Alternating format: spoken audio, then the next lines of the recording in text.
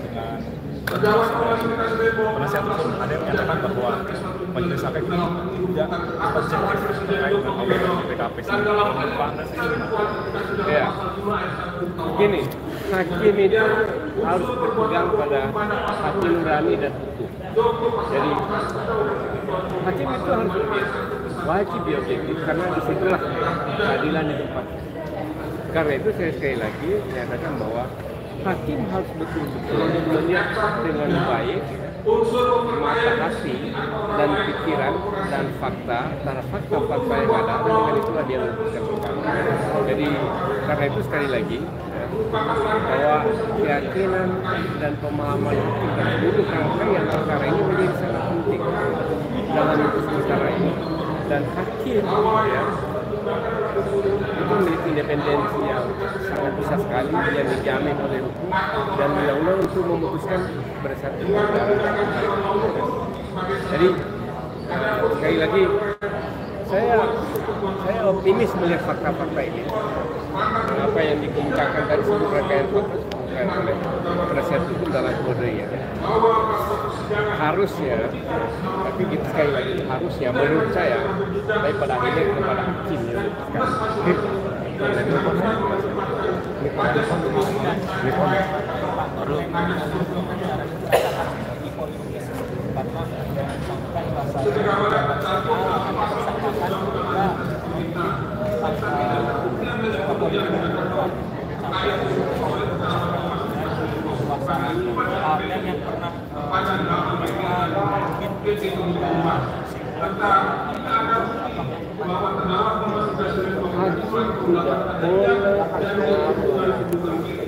ini arahnya gini.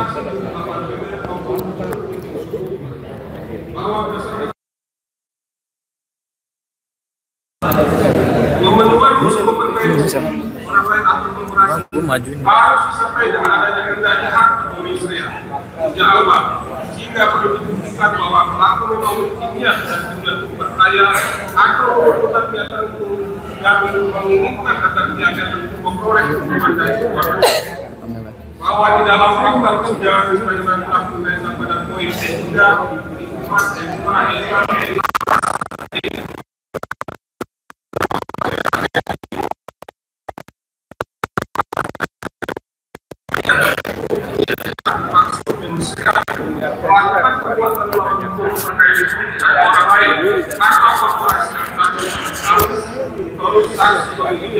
bagi dari saya ya, saksi Hansa Jawan, saksi muda Jaringan, saksi saksi Muslim Jaringan, saksi Intro Jaringan, saksi saksi Ansanjaya, besok kayak cantik kayak besok. Ayo sob. Bilang gimana? Bilangnya gimana? Ada Yusuf, ada Said itu. Bilangnya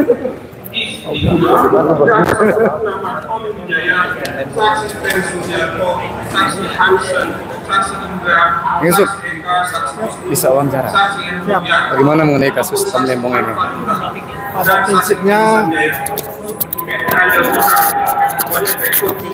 Pada prinsipnya saya dan mungkin publik ya, masyarakat umum lainnya menganggap kasus persidangan Tom Lembong ini hakikatnya merupakan kriminalisasi ya. Ini bukan sekedar politis tapi memang sangat tendensius ketika menyasar atau mentargetkan orang-orang yang dianggap dekat dengan Pak Anies Baswedan. Kita lihat beberapa kasus persidangan termasuk data dan fakta yang ditampilkan, memang Tom Lembong bersih, tidak ada keuntungan pribadi yang didapat dari proses impor itu. Dan yang paling fatal adalah dalam kesaksian minggu lalu sebelum vonis itu Pak Tom memberikan kesaksian bahwa ini perintah langsung dari Presiden. Ditanya oleh hakim dan jaksa bahwa apakah perintahnya itu dalam bentuk lisan tertulis, dijawab dalam sidang kabinet dan juga dalam pertemuan langsung. Tapi herannya kenapa Jokowi nggak dipanggil.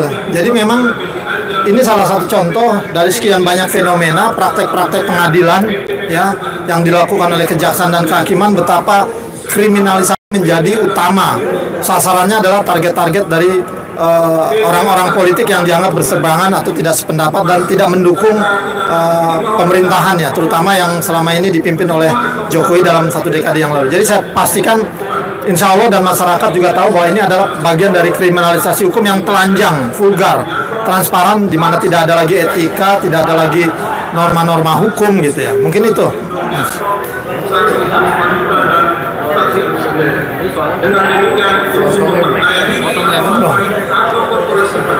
Soal apa? Soal gimana lihat situasi hari ini di Baris Krim Polri tadi? Ya, saya pikir aksi-aksi di Baris Krim itu merupakan bagian dari geliat ya, pengawasan, juga harapan-harapan agar Polri itu bisa bekerja profesional. Seperti yang tagline dia bangun, presisi ya. Jangan lagi polisi menjadi alat kekuasaannya. Dia harus menjadi alat negara yang benar-benar menjalankan fungsinya ya, memberikan pelayanan, mengabdi dan mengayomi masyarakat. Saya pikir memang kita tidak ada pilihan lain. Kita tahu bahwa hasilnya pasti akan berujung pada praktek-praktek negara kekuasaan, di mana semua aparat, terutama di bidang hukum ya, kepolisian, kejaksaan, kehakim itu sulit diharapkan. Tapi semangat ini buat kawan-kawan yang sudah terjun di lapangan maupun yang ada di pengadilan ini, memberikan support dukungan, tidak menyerah, untuk tetap semangat. Insya Allah suatu saat akan ada perubahan, akan datang perbaikan-perbaikan sistem. Butuh kesabaran dan butuh semangat yang tinggi. Mungkin itu. Baik. Gimana harapannya di kondisi sekarang sedang berada di pengadilan? Ya, kita lihat polisi sepertinya nggak terlalu memihak.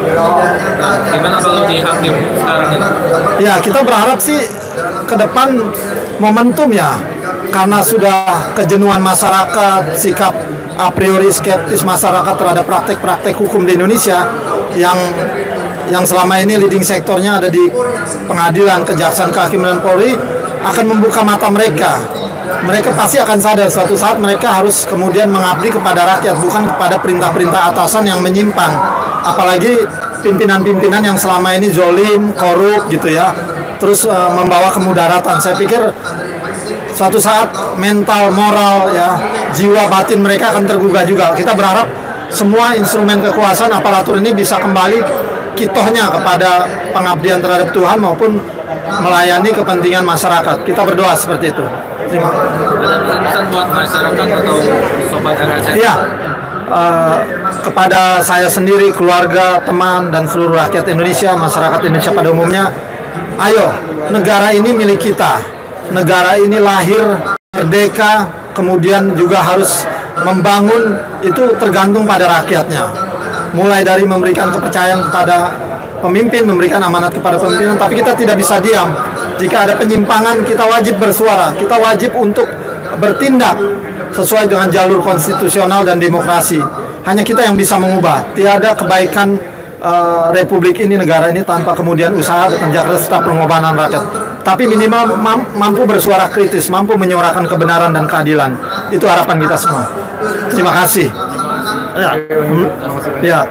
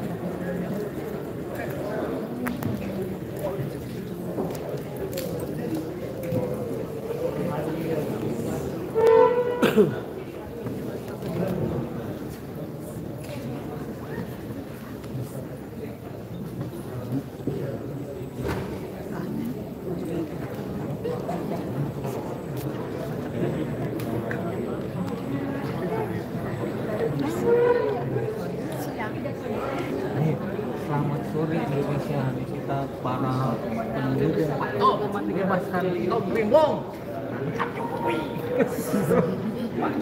Pak Tom nggak salah, yang salah itu si Jokowi, rejim. Jadi jangan buat peringatan buat hakim jaksa, jangan curang, kalau curang mati sambar petir. Bebaskan Pak Tom Limbong.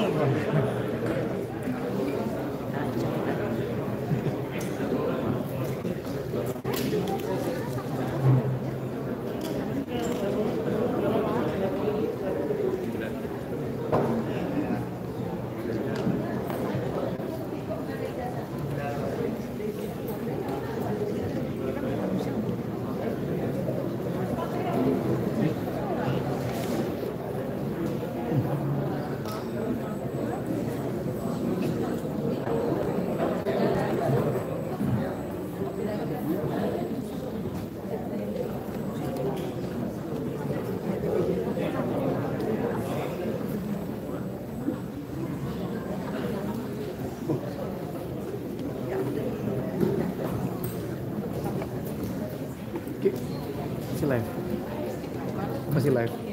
Gua listip. Enggak apa-apa listip.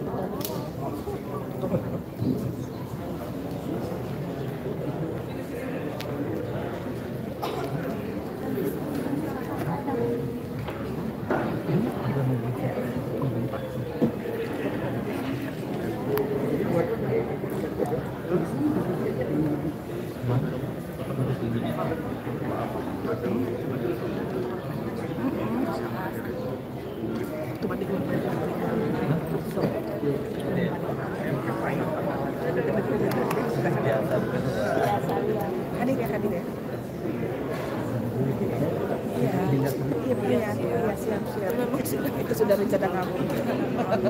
Nanti dia buang pasti lagi Penuhin tuh dari Senin sampai sini orang-orang itu sekitar.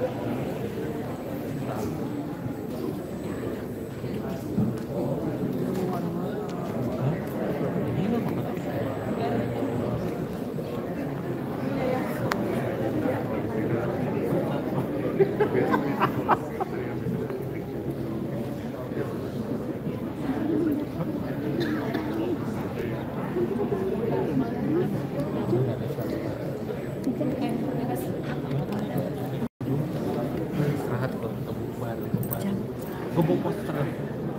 Udah ngomong main. Iman, lu tuh bawa ngomong.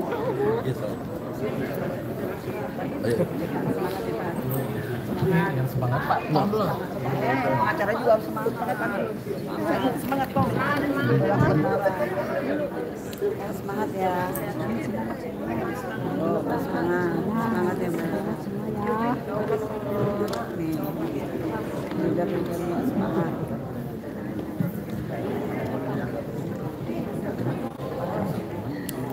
Jiwa-jiwa hati-hati yang semangat ya Pak.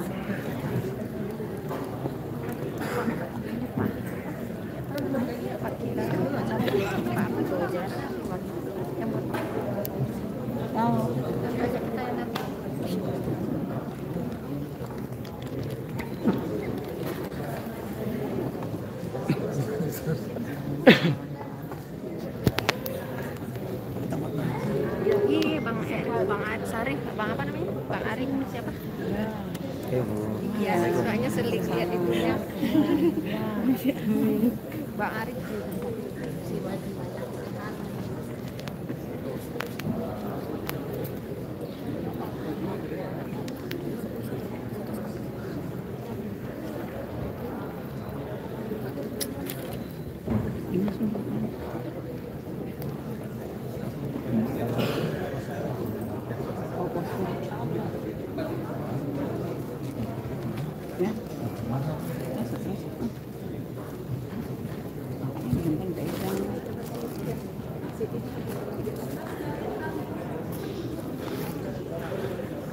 Masih Pak Tom nggak sih?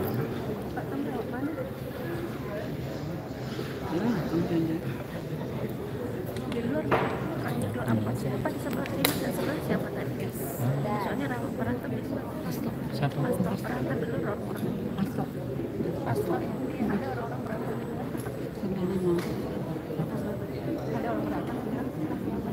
Siapa yang berantem?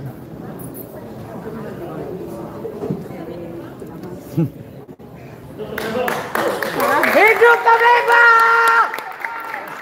Bebaskan Toblebok! Tangkap Jokowi! Bebaskan Toblebok! Tangkap Jokowi! Ada bau busuk di kasus Toblebok! Jokowi! Bebaskan Toblebok! Ya Allah, bebas ya Allah. Ribet ini rakyat. Udah jangan ribet, ini rakyat. Iya, ini udah selesai. Iya, istirahat. Mana udah selesai ribet. Lo seperti ini rakyat. Hidup Toblebok. Hidup Toblebok. Hidup.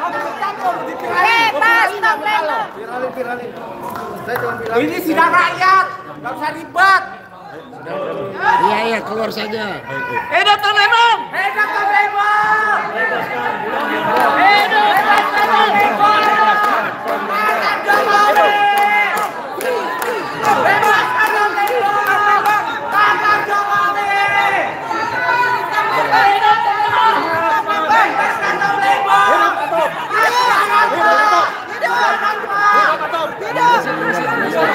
Bebaskan Toblebok! Tangkap Jokowi! Tangkap Jokowi! Tangkap Jokowi! Tangkap Jokowi! Tangkap Jokowi! Bebaskan Toblebok! Tangkap Jokowi! Toblebok! Tangkap Jokowi! Ya, inilah kondisi terkini sobat Ormas sekalian di PN Jakarta Pusat. Ini masih ada sidang yang lain. Tar dulu. Diam dulu ya, Bang.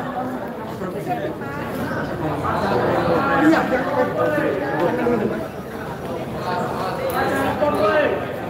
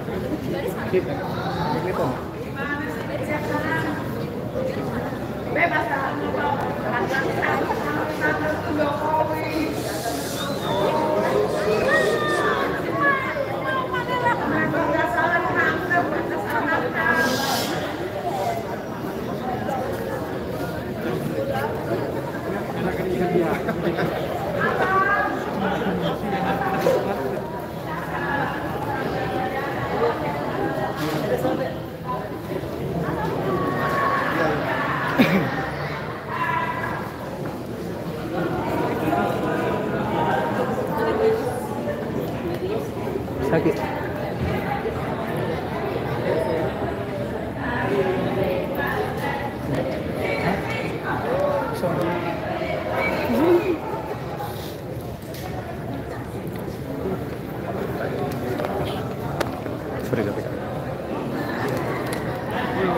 Sorry.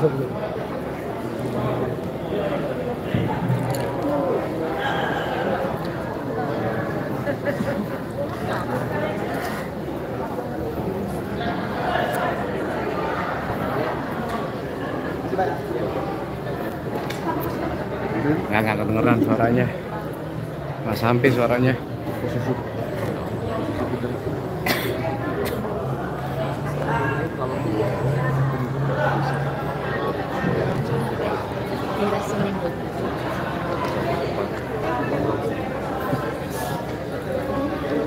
Sikat.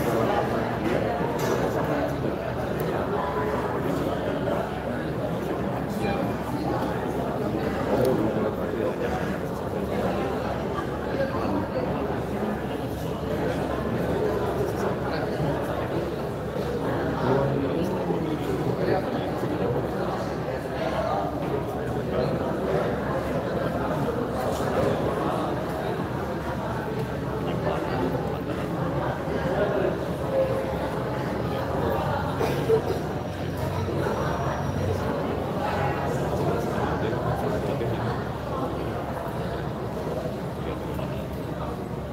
banyak sekali tokoh yang hadir hari ini.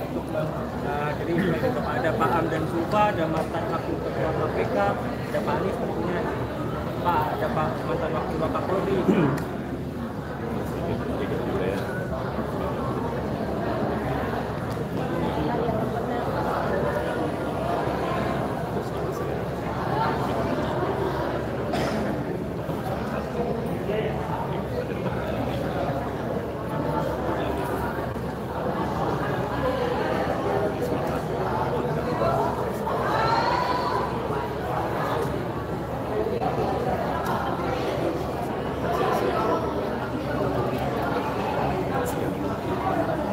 Tunggu pledoi Pak Tom. Oke.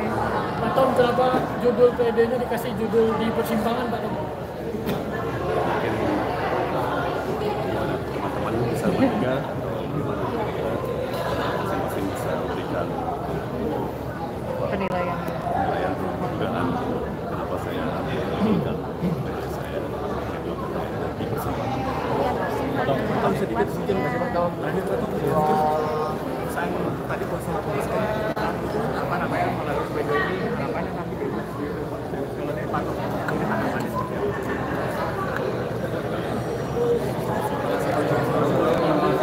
Makasih Pak Tom. Pak Tom.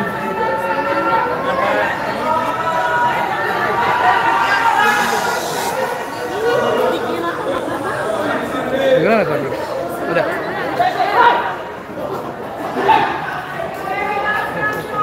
Ada nggak dari kita? Bebaskan Bang Ada nggak suaranya?